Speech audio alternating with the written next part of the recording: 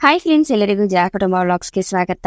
ಆಸೆ ಸೀರಿಯಲ್ ನಲ್ಲಿ ಮುಂದಿನ ಸಂಚಿಕೆಯಲ್ಲಿ ಏನೆಲ್ಲ ಆಗತ್ತೆ ಅಂತ ಪೂರ್ತಿಯಾಗಿ ನೋಡ್ಕೊಂಡ್ ಬರೋಣ ಬನ್ನಿ. ಸಂಚಿಕೆಯ ಶುರುವಿನಲ್ಲಿ ಸೂರ್ಯ ಮತ್ತೆ ಮೀನಾ ನಡುವೆ ಜಗಳ ಆಗ್ತಿರತ್ತೆ.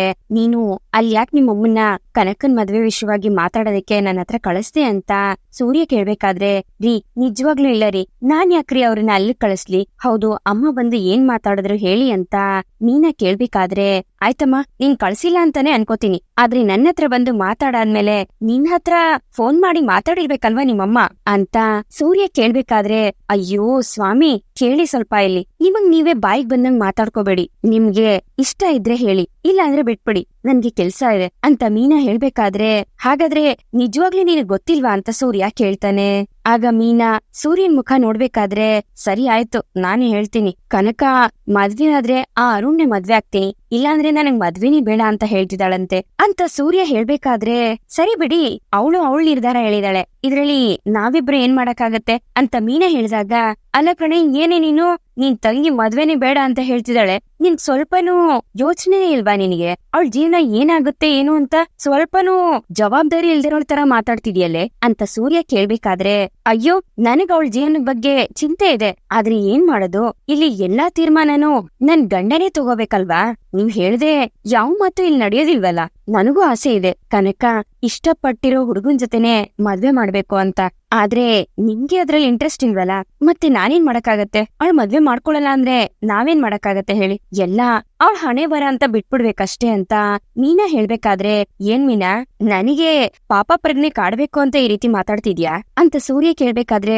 ಅಯ್ಯೋ ರೀ ನಾನ್ ಯಾಕ್ರಿ ಆ ರೀತಿ ಮಾಡ್ಲಿ, ತಪ್ಪು ಮಾಡಿದ್ರೆ ಅಲ್ವಾ ಪಾಪ ಪ್ರಜ್ಞೆ ಕಾಡೋದು, ನೀವ್ ಯಾವ ತಪ್ಪು ಮಾಡದೇ ಇಲ್ವಲ್ಲ ಅಂತ ಮೀನಾ ಹೇಳ್ಬೇಕಾದ್ರೆ, ಪರವಾಗಿಲ್ಲ ನೀನು ಡಬಲ್ ಮೀನಿಂಗ್ ಅಲ್ಲಿ ಮಾತಾಡ್ತಿದೀಯ ಅಂತ ನಂಗೆ ಚೆನ್ನಾಗ್ ಅರ್ಥ ಆಗ್ತಿದೆ, ಆದ್ರೂ ಕನಕ ಯಾಕೆ ಮದ್ವೆ ಬೇಡ ಅಂತ ಹೇಳ್ತಿದ್ದಾಳೆ ಅಂತ ಸೂರ್ಯ ಕೇಳ್ಬೇಕಾದ್ರೆ, ಲವ್ ಮಾಡ್ತಿದ್ದಾಳಲ್ವಾ ಅದಕ್ಕೆ ಅಂತ ಮೀನಾ ಹೇಳಿದಾಗ, ಏನು ಒಂದ್ 10-15 ವರ್ಷದಿಂದ ಲವ್ ಮಾಡ್ತಿದ್ದಾಳ, ಏನೋ ಹಬ್ಬಬ್ಬ ಅಂದ್ರೆ ಒಂದ್ 4-5 ತಿಂಗಳಿಂದ ನೋಡಿರ್ಬೋದು ಅಷ್ಟೇ ಅವನನ್ನ, ಅಷ್ಟರಲ್ಲೇ ಅವನಿಲ್ಲ ಅಂದ್ರೆ ನಾನು ಬೇರೆ ಯಾರನ್ನೂ ಮದ್ವೆ ಆಗೋದೇ ಇಲ್ಲ ಅನ್ನೋ ತೀರ್ಮಾನಕ್ ಬಂದ್ಬಿಟ್ರೆ ಇದೇನು ಅಂತ ದೊಡ್ಡ ಮಹಾ ಪ್ರೇಮ ಕಾವ್ಯನ ಅಂತ ಸೂರ್ಯ ಹೇಳ್ಬೇಕಾದ್ರೆ, ಅಲ್ಲರಿ ಇದು ಅವ್ರವ್ರ ಇಷ್ಟ ರೀ, ಯಾಕೆ 10 ವರ್ಷ ಲವ್ ಮಾಡಿದ್ರೆ ಮಾತ್ರನಾ ನಿಜವಾದ ಪ್ರೀತಿ, ನೋಡ್ರಿ ನಾವು ಎಷ್ಟು ವರ್ಷ ಪ್ರೀತಿ ಮಾಡ್ತೀವಿ ಅನ್ನೋದೆಲ್ಲ ಮುಖ್ಯ, ನಾವು ಅವ್ರನ್ನ ಎಷ್ಟು ಪ್ರೀತಿ ಮಾಡ್ತೀವಿ ಅನ್ನೋದ್ ಮುಖ್ಯ.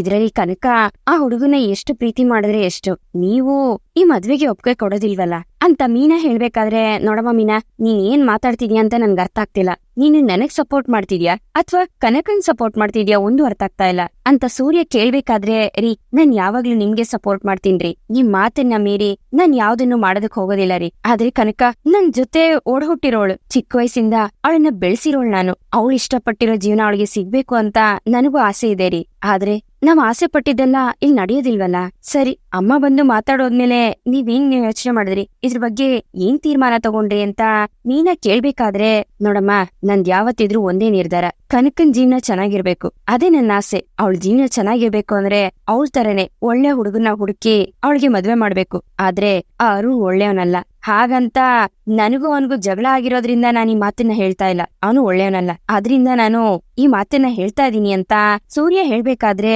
ಅರ್ಥ ಆಯ್ತು ಬಿಡ್ರಿ, ನೀವು ಈ ಮದ್ವೆಗೆ ಒಪ್ಪಿಗೆ ಕೊಡೋದಿಲ್ಲ, ನಾನು ನಿಮ್ಮನ್ನ ಮೀರಿ ಏನು ಮಾಡೋದಕ್ಕೂ ಆಗೋದಿಲ್ಲ, ಯಾಕಂದ್ರೆ ನಮ್ಮ ಮನೇಲಿ ಎಲ್ರೂನು ನೀವ್ ಹೇಳ್ದಂಗೆ ಅಲ್ವಾ ಕೇಳ್ತಾ ಇರೋದು, ಇದೇ ಜಾಗದಲ್ಲಿ ನನ್ನ ಅಪ್ಪ ಇದ್ದಿದ್ರೆ ಅವರೇ ಇದಕ್ಕೆ ತೀರ್ಮಾನ ತಗೋತಾ ಇದ್ರು, ಕನಕನ್ ಮನ್ಸನ್ನ ಅರ್ಥ ಮಾಡ್ಕೊಂಡು ಅವಳು ಇಷ್ಟಪಡ್ತಿರೋ ಹುಡುಗನ್ ಜೊತೆನೆ ಮದ್ವೆ ಮಾಡ್ತಿದ್ರು ಅಂತ ಮೀನಾ ಹೇಳ್ಬೇಕಾದ್ರೆ, ಈ ರೀತಿ ಸೆಂಟಿಮೆಂಟ್ ಡೈಲಾಗ್ ಎಲ್ಲ ಹೊಡೆದು ನನ್ನನ್ನ ಬದಲಾಯಿಸ್ತೀನಿ ಅಂತ ಅನ್ಕೋಬೇಡ, ನನ್ ಮಾವ ಜೀವಂತವಾಗಿದ್ದಿದ್ರೆ ನಾನು ನನ್ ತೀರ್ಮಾನನ ಹೇಳ್ತಾ ಇದ್ದೆ, ಯಾವ ಅಪ್ಪನು ಕೆಟ್ಟವನ್ಗೆ ತನ್ನ ಮಗಳನ್ನ ಕೊಡ್ಬೇಕು ಅಂತ ಅನ್ಕೊಳ್ಳೋದಿಲ್ಲ, ಅಷ್ಟೇ ಯಾಕೆ ನಿಮ್ಮಮ್ಮನೇ ಆ ಅರುಣ್ಗೆ ಕನಕನ್ ಜೊತೆ ಮದ್ವೆ ಮಾಡ್ಬೋದಿತ್ತಲ್ಲ, ಆದ್ರೆ ಯಾಕೆ ಮಾಡ್ತಿಲ್ಲ ಹೇಳು, ನನ್ ಮೇಲಿರೋ ಮರ್ಯಾದೆಗೋಸ್ಕರ ಎಲ್ಲ ನಾನ್ ಅಳಿಯ ಹೇಳ್ದಂಗೆ ಅಂತ ಹೇಳ್ತಾ ಇದಾರೆ ಅಂತ ಸೂರ್ಯ ಹೇಳ್ಬೇಕಾದ್ರೆ, ರೀ ಅಮ್ಮ ಮಾತ್ರ ಅಲ್ಲ ರೀ, ನಾನು ಅದನ್ನೇ ಹೇಳ್ತಾ ಇದೀನಿ, ನಿಮ್ಮ ನಿರ್ಧಾರನ ಮೀರಿ ನಮ್ ಮನೇಲಿ ಯಾರು ಮುಂದಕ್ಕೆ ಹೆಜ್ಜೆ ಇಡೋದಿಲ್ಲ, ಅದನ್ನ ನಡೆಯೋದಿಕ್ಕೆ ನಾನು ಬಿಡೋದಿಲ್ಲ, ನಿಮ್ ಮನ್ಸನ್ನ ಬದಲಾಯಿಸೋದಕ್ಕಾಗತ್ತಾ ಅಂತ ನಾನು ಟ್ರೈ ಮಾಡ್ತಿದೀನಿ ಅಷ್ಟೇನೆ, ಅದನ್ ಬಿಟ್ಟು ನಿಮ್ಮನ್ನ ಬಿಟ್ಟು ನಾವೇನು ಮಾಡೋದಿಲ್ಲ ರೀ, ಅದನ್ನ ಮೊದ್ಲು ನೀವ್ ಅರ್ಥ ಮಾಡ್ಕೊಳ್ಳಿ ಅಂತ ಮೀನಾ ಕಣ್ಣಲ್ಲಿ ನೀರ್ ಹಾಕ್ಬೇಕಾದ್ರೆ, ಈಗ ನೀನ್ ಯಾಕಮ್ಮ ಅಳ್ತಾ ಇದೀಯಾ, ಏನಾದ್ರೂ ನಡೀತಿದೆ ಅಂತ ಅಂದ್ರೆ ಅದಕ್ಕೆ ಸರಿಯಾಗಿ ಯೋಚನೆ ಮಾಡಿ ತೀರ್ಮಾನಕ್ ಬರ್ಬೇಕಮ್ಮ, ಅದಕ್ಕೆ ಈ ರೀತಿ ಅಳ್ತಾ ಕುತ್ಕೋಬಾರ್ದು, ನೋಡು ಮೀನಾ ಅಕಸ್ಮಾತ್ ನಿಮ್ ಅಪ್ಪ ಬದುಕಿದಿದ್ರೆ ನಾನ್ ಏನ್ ಹೇಳಿದ್ನೋ ಅದನ್ನೇ ಅವ್ರು ಹೇಳ್ತಿದ್ರು, ಅವ್ರು ಹೇಳಿದಿದ್ರೆ ನೀನ್ ಈ ರೀತಿ ಆಟ ಮಾಡ್ತಿರ್ಲಿಲ್ಲ ಅಲ್ಲ, ಅಂತ ಸೂರ್ಯ ಹೇಳ್ಬೇಕಾದ್ರೆ ನಮ್ಮ ಅಪ್ಪನ ಬಗ್ಗೆ ನನ್ಗೆ ಚೆನ್ನಾಗ್ ಗೊತ್ತಿದೆ. ಮಕ್ಳು ಇಷ್ಟಪಟ್ಟಿದ್ದನ್ನ ಕೊಡಿಸ್ಬೇಕು, ಇಷ್ಟಪಟ್ಟಿರೋ ಜೀವನನ ಅವ್ರಿಗೆ ಕೊಡ್ಬೇಕು ಅಂತಾನೆ ಅವ್ರು ಆಸೆ ಪಡ್ತಿದ್ರು ರೀ ಅಂತ ಮೀನಾ ಹೇಳ್ತಾಳೆ. ಆ ಅರುಣ್ ಬಗ್ಗೆ ಗೊತ್ತಿದ್ರೆ ಅವ್ರು ಒಪ್ಕೋತಾ ಇರ್ಲಿಲ್ಲ. ಸರಿ, ಒಂದ್ ಕೆಲ್ಸ ಮಾಡೋಣ, ಈಗ ಡೈರೆಕ್ಟ್ ಆಗಿ ಒಂದ್ ಜಾಗಕ್ಕೆ ಹೋಗೋಣ, ಅಲ್ಲಿ ಈ ಆತ್ಮಗಳ ಜೊತೆ ಎಲ್ಲ ಮಾತಾಡೋರು ಸಿಗ್ತಾರೆ, ಅಲ್ಲಿ ಹೋಗಿ ನಿಮ್ಮ ಅಪ್ಪನ ಆತ್ಮನ ಕರ್ಸಿ ಅಲ್ಲಿ ಅವ್ರ ಬಾಯಿಂದಾನೇ ಕೇಳೋಣ, ಸರಿನಾ? ಅಲ್ಲೂ ಸಹ ನಿಮ್ಮಪ್ಪ ಆ ಹುಡ್ಗ ಬೇಡ ಅಂತಾನೆ ಹೇಳ್ತಾರೆ. ನೋಡ್ತಾ ಇರುವಂತ ಸೂರ್ಯ ಹೇಳ್ಬೇಕಾದ್ರೆ ನಮ್ಮಪ್ಪ ಆ ರೀತಿ ಹೇಳೋದಿಲ್ಲ ರೀ, ಯಾಕಂದ್ರೆ ಯಾವಪ್ಪನೋ ತನ್ ಮಕ್ಳ ಜೀವನ ತುಂಬಾ ಮುಖ್ಯ ಆಗಿರುತ್ತೆ ಅಂತ ಮೀನಾ ಹೇಳ್ಬೇಕಾದ್ರೆ, ಸರಿ ಆಯ್ತಮ್ಮ, ಹೋಗಿ ಅಲ್ಲಿರೋ ಸ್ವಾಮೀಜಿಗಳನ್ನ ಕೇಳೋಣ, ಆದ್ರೆ ಯಾರತ್ರ ಕೇಳ್ಬೇಕು ಅಂತ ಗೊತ್ತಾಗ್ತಿಲ್ಲ ಅಂತ ಸೂರ್ಯ ಹೇಳ್ಬೇಕಾದ್ರೆ, ರೀ ಆ ಜಾಗಕ್ ಹೋಗ್ ಬರೋರ್ಗೆ ಆಲ್ರೆಡಿ ಒಂದ್ ಅಕ್ಕಂಗೆ ಗೊತ್ತಿದೆ, ಅವ್ರು ಯಾವಾಗ್ಲೂ ಅಲ್ಲಿ ಹೋಗ್ ಬರ್ತಿರ್ತಾರೆ ಅಂತ ಮೀನಾ ಹೇಳ್ಬೇಕಾದ್ರೆ, ಸರಿ ಆಯ್ತು ನಾವು ಹೋಗೋಣ, ಇಲ್ಲಾಂದ್ರೆ ಯಾವ್ದಾದ್ರು ಸ್ವಾಮೀಜಿನ ಇಲ್ಲಿಗೆ ಕರ್ಸೋಣ, ನಮ್ಗಿರೋ ಡೌಟ್ ಅನ್ನ ಕ್ಲಿಯರ್ ಮಾಡ್ಕೊಳ್ಳೋದಿಕ್ಕೆ ಇರೋದು ಅದೊಂದೇ ದಾರಿ, ಬೇರೆ ಏನೂ ಇಲ್ಲ ಅಂತ ಹೇಳಿ ಸೂರ್ಯ ಅಲ್ಲಿಂದ ಎದ್ದು ಹೊರಟೋಗ್ತಾನೆ. ಮೀನಾ ಇದ್ರ ಬಗ್ಗೆನೇ ಯೋಚನೆ ಮಾಡ್ತಿರ್ತಾಳೆ. ಈ ಕಡೆ ಶಾಂತಿ ತನ್ನ ಸ್ಟೂಡೆಂಟ್ ಗಳಿಗೆ ಭರತನಾಟ್ಯ ಹೇಳ್ಕೊಡ್ತಿರ್ತಾಳೆ. ಅಷ್ಟರಲ್ಲಿ ಅಲ್ಲಿಗೆ ಅರುಣಮ್ಮ ಬರ್ತಾರೆ. ಕಸ್ತೂರಿ ಅವರು ಅವ್ರನ್ನ ಕೂರ್ಸಿ ಶಾಂತಿನ ಕರ್ಕೊಂಡ್ ಬರೋದಕ್ಕೆ ಹೋಗ್ತಾಳೆ. ಏ ಶಾಂತಿ, ನೀನನ್ನ ನೋಡೋದಿಕ್ಕೆ ಯಾರೋ ಬಂದಿದಾರ ಕಣೆ ಅಂತ ಕಸ್ತೂರಿ ಅವ್ರು ಹೇಳಿದಾಗ, ಯಾರು ಅಂತ ಶಾಂತಿ ಕೇಳ್ತಾಳೆ. ಗೊತ್ತಿಲ್ಲ ಕಣೆ, ನಿನ್ನೇ ನೋಡ್ಬೇಕಂತೆ, ಬಾ ಅಂತ ಹೇಳಿ ಕಸ್ತೂರಿ ಅವರು ಶಾಂತಿನ ಕರ್ಕೊಂಡ್ ಬರ್ತಾರೆ. ಯಾರ್ ನೀವು? ನಿಮ್ ಮಗಳನ್ನೇನಾದ್ರು ಕ್ಲಾಸ್ಗೆ ಸೇರ್ಸ್ಬೇಕಾಗಿತ್ತಾ ಅಂತ ಶಾಂತಿ ಕೇಳ್ದಾಗ, ಅಯ್ಯೋ ಹಾಗೇನಿಲ್ಲ, ಅದು ಅಂತ ಅರುಣಮ್ಮ ಹೇಳಕ್ ಹೋದಾಗ, ಓ ನೀವೇ ಕಲ್ತ್ಕೊಳಕ್ ಬಂದ್ರಾ, ಪರವಾಗಿಲ್ಲ, ಯಾವ ವಯಸ್ಸಲ್ಲಿ ಡ್ಯಾನ್ಸ್ ಕಲಿಯೋದಕ್ಕೂ ಏನು ಭೇದ ಭಾವ ಇಲ್ಲ, ನೀವ್ ಆರಾಮಾಗಿ ಕಲಿಬಹುದು, ನಾನ್ ಕಲಿಸ್ತೀನಿ ಅಂತ ಶಾಂತಿ ಹೇಳ್ತಿರ್ತಾಳೆ. ಅದು ಹಾಗಲ್ಲ, ನಾನ್ ಅದಕ್ಕೋಸ್ಕರ ಬಂದಿಲ್ಲ, ಬೇರೆ ಒಂದ್ ವಿಷಯ ನಿಮ್ ಹತ್ರ ಮಾತಾಡ್ಬೇಕಾಗಿತ್ತು ಅಂತ ಅರುಣ್ ಅವ್ರಮ್ಮ ಹೇಳಿದಾಗ, ಬೇರೆ ವಿಷಯನ? ಅಲ್ಲ, ನೀವ್ ಯಾರು ಅಂತಾನೆ ನನಗ್ ಗೊತ್ತಿಲ್ಲ ಅಂತ ಶಾಂತಿ ಹೇಳ್ಬೇಕಾದ್ರೆ, ನಾನು ಅರುಣ್ ಅವ್ರಮ್ಮ, ಅವನ್ ವಿಷಯವಾಗಿ ಮಾತಾಡೋದಿಕ್ಕೆ ಅಂತ ಬಂದೆ ಅಂತ ಅರುಣ್ ಅವ್ರಮ್ಮ ಹೇಳ್ಬೇಕಾದ್ರೆ, ಯಾರಿರ್ಬೋದು ಅಂತ ಶಾಂತಿ ಯೋಚನೆ ಮಾಡ್ತಿರ್ತಾಳೆ. ನನ್ಗಿರೋದು ಒಬ್ನೇ ಮಗ, ಗೌರ್ಮೆಂಟ್ ಕೆಲ್ಸದಲ್ಲಿದ್ದಾನೆ, ಸ್ವಂತ ಮನೆ ಇದೆ, ಊರಲ್ಲಿ ಸ್ವಲ್ಪ ಜಮೀನು ಇದೆ, ಮತ್ತೆ ಮನೇನೂ ಇದೆ ಅಂತ ಅರುಣ್ ಅವ್ರಮ್ಮ ಹೇಳ್ಬೇಕಾದ್ರೆ, ಅಚ್ಚರಿ ಇದೆಲ್ಲ ನನ್ನ ಹತ್ರ ಯಾಕೆ ಹೇಳ್ತಾ ಇದ್ದೀರಾ? ಅಲ್ಲ, ಇನ್ಕಮ್ ಟ್ಯಾಕ್ಸ್ ಆಫೀಸರ್ ಹತ್ರ ಹೇಳ್ಬೇಕಾಗಿರೋದಲ್ಲ ನನ್ನ ಹತ್ರ ಹೇಳ್ತಿದ್ದೀರಲ್ಲ ಅಂತ ಶಾಂತಿ ಕೇಳ್ಬೇಕಾದ್ರೆ, ಅದು ಹಾಗಲ್ಲ, ನನ್ ಮಗ ನಿಮ್ಮನೆ ಹುಡುಗಿನೇ ಮದ್ವೆ ಮಾಡ್ಕೋಬೇಕು ಅಂತ ಅನ್ಕೊಂಡಿದ್ದಾನೆ ಅಂತ ಅರುಣ್ ಅವ್ರಮ್ಮ ಹೇಳ್ಬೇಕಾದ್ರೆ, ಏನು ನಮ್ಮನೆ ಹುಡುಗಿನ? ಯಾರದು ಅಂತ ಶಾಂತಿ ಕೇಳ್ತಾಳೆ. ಅದು ನಿಮ್ ಸೊಸೆ ತಂಗಿ ಕನಕ ಇದ್ದಾಳಲ್ಲ, ಆ ಹುಡುಗಿನೇ ನನ್ ಮಗ ಲವ್ ಮಾಡ್ತಿರೋದು ಅಂತ ಅರುಣ್ ಅವ್ರಮ್ಮ ಹೇಳ್ಬೇಕಾದ್ರೆ, ಓ ಅವಳ ಅಂತ ಶಾಂತಿ ಉಡಾಫೆಯಾಗಿ ಹೋಗಿ ಸೋಫಾ ಮೇಲೆ ಕುತ್ಕೋತಾಳೆ. ಅಯ್ಯೋ, ಅವಳು ನಮ್ಮನೆ ಹುಡುಗಿ ಏನಲ್ಲ, ಅವಳು ಹೂ ಕಟ್ಟೋರ್ ಮನೆ ಹುಡುಗಿ ಅಂತ ಶಾಂತಿ ಕೋಪದಿಂದ ಹೇಳ್ತಿರ್ತಾಳೆ. ಲೇ ಶಾಂತಿ, ಎಲ್ಲ ಒಂದೇ ಫ್ಯಾಮಿಲಿ ಅಲ್ವೇನೆ, ಅವ್ರೇನೋ ಹೇಳಕ್ ಬಂದಿದ್ದಾರೆ ಇರೇ, ನೀವ್ ಬನ್ನಿ ಕುತ್ಕೊಳ್ಳಿ ಅಂತ ಹೇಳಿ ಕಸ್ತೂರಿ ಅವರು ಅರುಣ್ ಅವ್ರಮ್ಮಂಗೆ ಹೇಳ್ತಾರೆ. ನೋಡಿ, ನನ್ ಮಗ ಮತ್ತೆ ಕನಕ ಇಬ್ರು ಲವ್ ಮಾಡ್ತಿದ್ದಾರೆ, ಅವ್ರಿಬ್ರಿಗೆ ಮದ್ವೆ ಮಾಡ್ಬೇಕು ಅಂತ ನನ್ನ ಆಸೆ, ನನಗೂ ಕನಕನಂತ ಸೊಸೆ ಬರೋದ್ರಲ್ಲಿ ತುಂಬಾ ಖುಷಿ ಇದೆ ಅಂತ ಅರುಣ್ ಅವ್ರಮ್ಮ ಹೇಳ್ಬೇಕಾದ್ರೆ, ಏನು ಆ ಬಾಯ್ ಬಡ್ಕಿನ ನೀವು ಸೊಸೆ ಮಾಡ್ಕೋಬೇಕು ಅಂತಿದ್ದೀರಾ?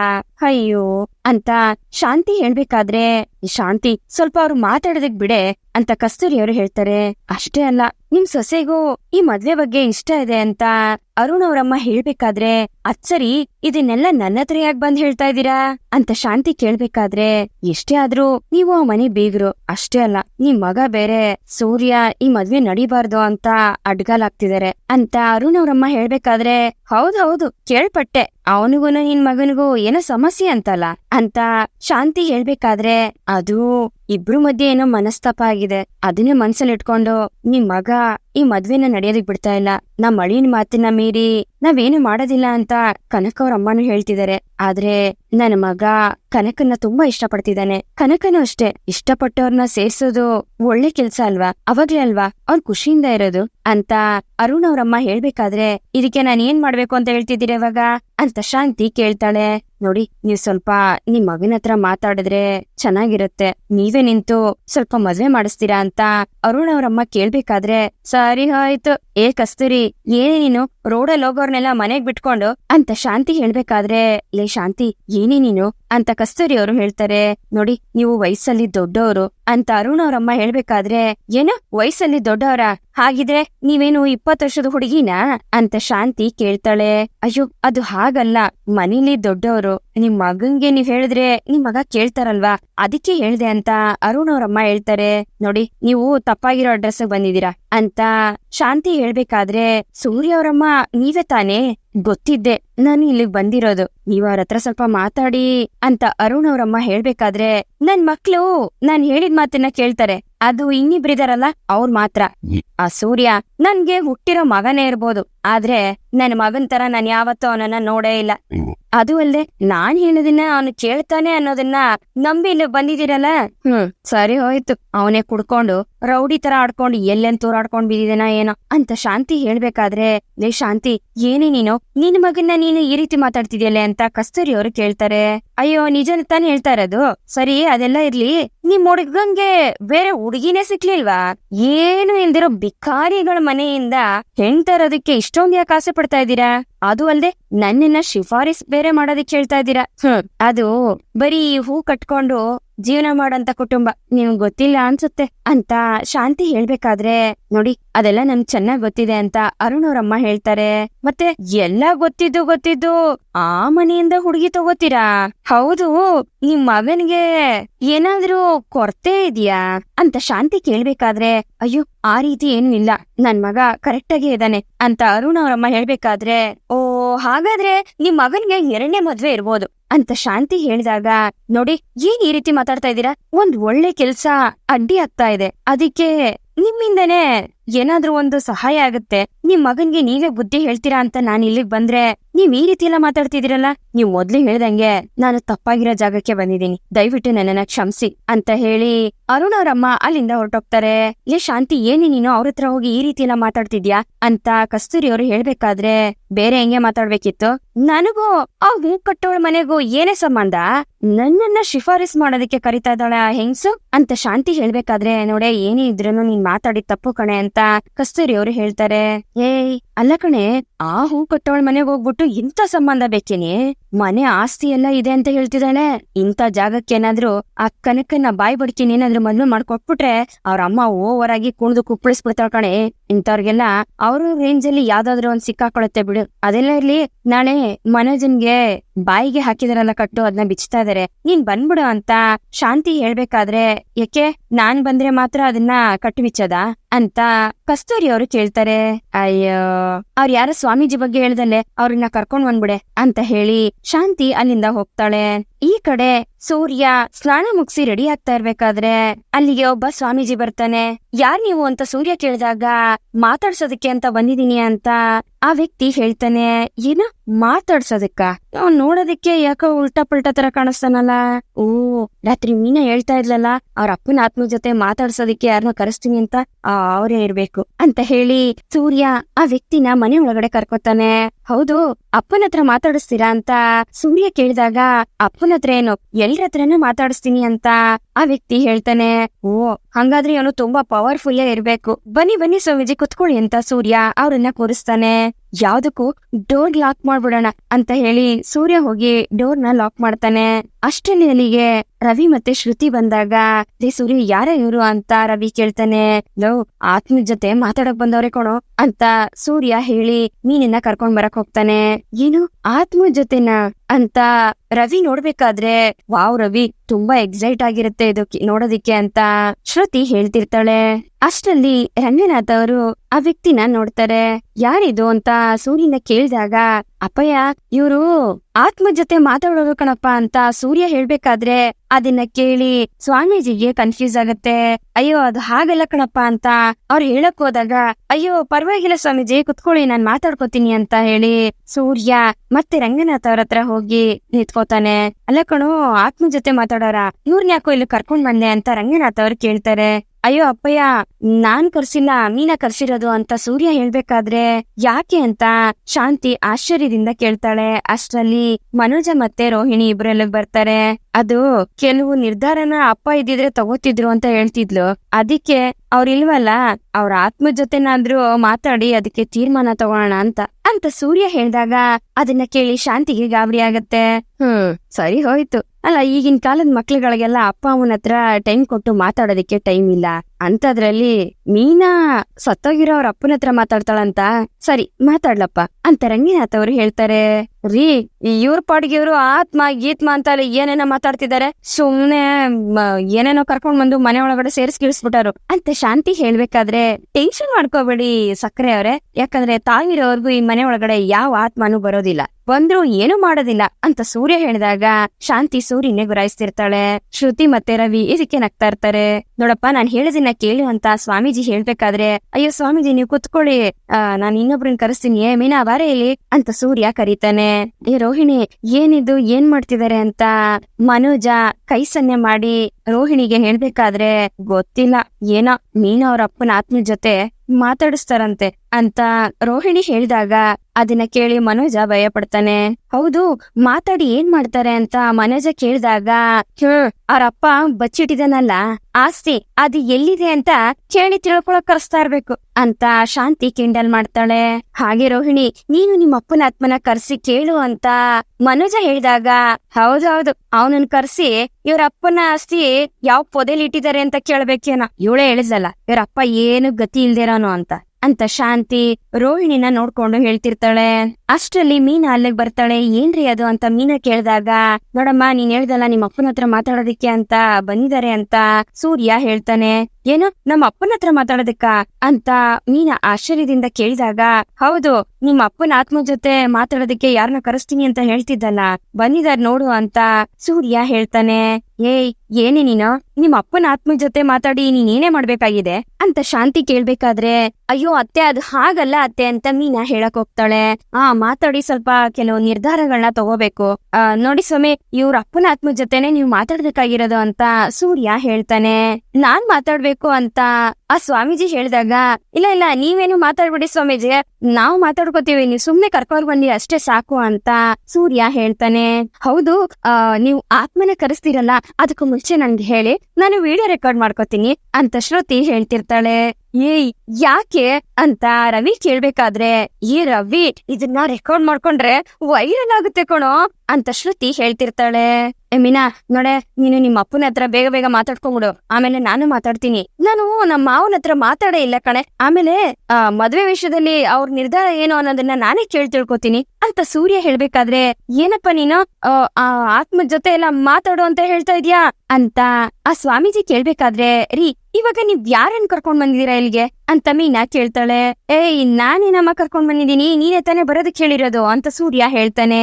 ರೀ ನಾನ್ ಯಾಕ್ರಿ ಅವ್ರನ್ನ ಬರೋದಕ್ಕೆ ಹೇಳಿ ಅಂತ ಮೀನಾ ಹೇಳಿದಾಗ, ಸುಮ್ಮನೆ ಕುತ್ಕೊಳಮ್ಮ ನೀನು, ಸ್ವಾಮೀಜಿ ನೀವ್ ಶುರು ಹಚ್ಕೊಳ್ಳಿ, ಇವ್ರ ಅಪ್ಪನ ಹೆಂಗಾದ್ರೂ ಮಾಡಿ ಕರ್ಕೊಬರ್ರಿ. ಹೌದು ಇದಕ್ಕೇನಾದ್ರೂ ಸಾಮಗ್ರಿಗಳು ಬೇಕಾ, ಈ ನಿಂಬೆ ಹಣ್ಣು ತೆಂಗಿನಕಾಯಿ ಅಂತದೇನಾದ್ರು ಅಂತವೇನಾದ್ರೂ ಇದ್ರೆ ಹೇಳ್ಬಿಡಿ, ಅವುಗಳನ್ನೆಲ್ಲ ತಂದು ಇಲ್ಲೇ ಹಾಕ್ಬಿಡ್ತೀನಿ ಗುಡ್ಡೇನ ಅಂತ ಸೂರ್ಯ ಹೇಳ್ತಿರ್ತಾನೆ. ಏನಪ್ಪ ನೀನು ಹಿಂಗ್ ಹೇಳ್ತಿದ್ಯಾ, ನೀನ್ ಹೇಳದ್ ಕೇಳಿದ್ರೆ ನನ್ಗೆ ಭಯ ಆಗ್ತಿದೆ ಅಂತ ಸ್ವಾಮೀಜಿ ಹೇಳ್ಬೇಕಾದ್ರೆ, ಅಲ್ಲ ದೆವ್ವದ ಹತ್ರ ಮಾತಾಡೋರ್ಗೆ ನಿನ್ಗೆ ಭಯ ಅಂತಿರಲ್ಲ ಅಂತ ಸೂರ್ಯ ನಗ್ತಿರ್ತಾನೆ. ಏನು ದೆವ್ವನ, ನಾನೆಲ್ಲೋ ಅಪ್ಪಿ ತಪ್ಪಾಗಿರೋ ಅಡ್ರೆಸ್ ಬಂದ್ಬಿಟ್ಟಿದೀನಿ ಅನ್ನಿಸ್ತಿದೆ, ನಾನ್ ಬರ್ತೀನಿ, ನನ್ನನ್ ಬಿಟ್ಬಿಡಪ್ಪ ಅಂತ ಹೇಳಿ ಆ ಸ್ವಾಮೀಜಿ ಓಡೋಗೋದಕ್ಕೆ ಪ್ರಯತ್ನ ಪಡ್ತಾರೆ. ಆಗ ಹೋಗಿ ಸೂರ್ಯ ಅವ್ರನ್ನ ಹಿಡ್ಕೋತಾನೆ. ಎಲ್ಲಿ ಹೋಗ್ತಿದ್ದೀರಾ, ಅಲ್ಲ ನಮ್ಮ ಮಾವನ ಆತ್ಮನ ಕರ್ಸೋರ್ಗು ನಾನ್ ಬಿಡೋದಿಲ್ಲ ಅಂತ ಸೂರ್ಯ ಹೇಳ್ತಿರ್ತಾನೆ. ಸೂರ್ಯ ಬಿಡ ಅವ್ರನ್ನ, ಅವ್ರು ಹೋಗ್ಲಿ ಅಂತ ರಂಗನಾಥ್ ಅವ್ರು ಹೇಳ್ಬೇಕಾದ್ರೆ, ನೋಡಪ್ಪ ನನ್ನನ್ ಬಿಟ್ಬಿಡಪ್ಪ, ನಾನು ಆತ್ಮಗಳ ಜೊತೆ ಎಲ್ಲ ಮಾತಾಡಕ್ಕಾಗಲ್ಲಪ್ಪ ಬಿಟ್ಬಿಡಪ್ಪ ಅಂತ ಆ ವ್ಯಕ್ತಿ ಭಯದಿಂದ ಹೇಳ್ಬೇಕಾದ್ರೆ ಅಷ್ಟರಲ್ಲಿ ಬಾಗ್ಲಿನ ಕುಟ್ಟ ಶಬ್ದ ಬರುತ್ತೆ. ಅದನ್ನ ಕೇಳಿ ಮನೆಯವರೆಲ್ರಿಗೂ ಭಯ ಆಗ್ತಿರುತ್ತೆ. ಮನೋಜ ಆತ್ಮ ಬಂದ್ಬಿಡ್ತು ಅಂತ ಶಾಂತಿ ಹಿಂದೆ ಹೋಗಿ ಬಚ್ಚಿಟ್ಕೋತಿರ್ತಾನೆ. ಓ ಪರವಾಗಿಲ್ಲ ಸ್ವಾಮೀಜಿ ಆತ್ಮನ ಕರ್ಸ್ಬಿಟ್ರಾ ಅಂತ ಸೂರ್ಯ ಹೇಳ್ಬೇಕಾದ್ರೆ, ಲೋ ಆತ್ಮ ಬಾಗ್ಲು ತಟ್ಕೊಂಡ್ ಬರುತ್ತೇನೋ ಅಂತ ರವಿ ಕೇಳ್ತಾನೆ. ಲೋ ರವಿಗಾನ್ ಅದೇ ಕಣೋ ಇವ್ರಿಗಿರೋ ಶಕ್ತಿ ಅಂತ ಸೂರ್ಯ ಹೇಳ್ಬೇಕಾದ್ರೆ, ಏನೋ ಶಕ್ತಿನ ಅಂತ ಆ ಸ್ವಾಮೀಜಿ ಹೆದರ್ಕೋತಿರ್ತಾನೆ. ಮತ್ತೆ ಬಾಗ್ಲು ತಡ್ತಾ ಇರೋ ಶಬ್ದ ಕೇಳಿ, ಮೀನಾ ನಿಮ್ಮಪ್ಪ ಬಂದ್ಬಿಟ್ರು ಮೀನಾ ಅಂತ ಸೂರ್ಯ ಹೇಳ್ಬೇಕಾದ್ರೆ, ಏನ್ರಿ ನೀವು ಏನ್ ಮಾತಾಡ್ತಿದ್ದೀರಾ ನೀವು ಅಂತ ಮೀನಾ ಕೇಳ್ತಾಳೆ. ಇರು ಅವ್ರು ಮೊದ್ಲು ಒಳಗಡೆ ಬರ್ಲಿ ಅಂತ ಸೂರ್ಯ ನಿಧಾನಕ್ಕೆ ಡೋರ್ನ ಓಪನ್ ಮಾಡ್ತಾನೆ. ಇದೇ ಸರಿಯಾದ ಟೈಮು ಅಂತ ಶ್ರುತಿ ವಿಡಿಯೋ ಮಾಡ್ಕೊಳ್ಳೋದಿಕ್ಕೆ ಅಂತ ಹೋಗ್ತಾಳೆ. ಈ ಶ್ರುತಿ ನೀವು ಇವ್ರ ಮಾತನ್ನ ಕೇಳ್ಕೊಂಡು ಈ ರೀತಿ ಮಾಡ್ತಿದ್ದೀರಲ್ಲ ಅಂತ ಮೀನಾ ಕೇಳ್ತಾಳೆ. ಅಯ್ಯೋ ನಿಮಗ್ ಗೊತ್ತಿಲ್ಲ ಸುಮ್ನೆ ಇರು ಮೀನಾ ಮರಿ ಅಂತ ಹೇಳಿ ಮತ್ತೆ ಶ್ರುತಿ ವಿಡಿಯೋ ಮಾಡೋದಿಕ್ಕೆ ಅಂತ ಹೋಗ್ಬೇಕಾದ್ರೆ ಸೂರ್ಯ ಬಾಗ್ಲನ್ನ ತೆಗೆದು ಅಲ್ಲಿಂದ ಮುಂದಕ್ಕೆ ಓಡೋಗ್ತಾನೆ. ಅಲ್ಲಿ ನೋಡಿದ್ರೆ ಅಲ್ಲಿ ಕಸ್ತೂರಿ ಆಂಟಿ ಬಂದು ನಿಂತಿರ್ತಾರೆ. ಶಾಂತಿ ದೆವ್ವ ನಿಜವಾಗ್ಲೂ ಬಂದಿದೀನೋ ಅಂತ ಜೋರಾಗಿ ಕಿರ್ಚ್ಕೊಳ್ಳೋದಕ್ಕೆ ಶುರು ಮಾಡ್ತಾಳೆ. ಏ ಶಾಂತಿ, ಯಾಕೆ ಈ ರೀತಿ ಕಿರ್ಚ್ತಾ ಇದ್ಯಾ ಅಂತ ಕಸ್ತೂರಿ ಅವ್ರು ಕೇಳ್ಬೇಕಾದ್ರೆ ಶಾಂತಿ ನಿಧಾನಕ್ಕೆ ಕಸ್ತೂರಿ ಅವ್ರನ್ನ ನೋಡಿ ನೀನಾ ಅಂತ ಹೇಳ್ತಾರೆ. ಏ ಯಾಕೆ ಈ ರೀತಿ ಕಿರ್ಚ್ಕೋತಾ ಇದ್ದೀರಾ ಅಂತ ಕಸ್ತೂರಿ ಅವ್ರು ಕೇಳ್ಬೇಕಾದ್ರೆ ಅದು ನಾನೆಲ್ಲ ಆತ್ಮ ಬಂತು ಅಂತ ಅನ್ಕೊಂಡೆ ಅಂತ ಶಾಂತಿ ಹೇಳ್ಬೇಕಾದ್ರೆ ಏನೋ ಆತ್ಮನ ಅಂತ ಕಸ್ತೂರಿ ಅವರು ಆಶ್ಚರ್ಯದಿಂದ ಕೇಳ್ತಾರೆ. ಕಸ್ತೂರಿ ಅಮ್ಮ, ಏನ್ ನೀವು ಯಾರನ್ನು ಮಾತಾಡೋ ರೀತಿ ಮಾಡ್ಬೇಕು, ಅವ್ರಿಗೆ ದೃಷ್ಟಿ ತೆಗಿಬೇಕು ಅಂತ ನನಗೆ ಇಲ್ಲಿ ಕರ್ಸಿದ್ರಿ, ಇವ್ರು ನೋಡಿದ್ರೆ ಆತ್ಮ ಜೊತೆ ಮಾತಾಡ್ಬೇಕು ಅಂತ ಏನೋ ಹೇಳ್ತಾ ಇದೀರಲ್ಲ ಅಂತ ಸ್ವಾಮೀಜಿ ಹೇಳ್ಬೇಕಾದ್ರೆ ನಾ ಸೂರ್ಯನ ನೋಡ್ಕೊಂಡು ಗುರಾಯಿಸ್ತಿರ್ತಾಳೆ.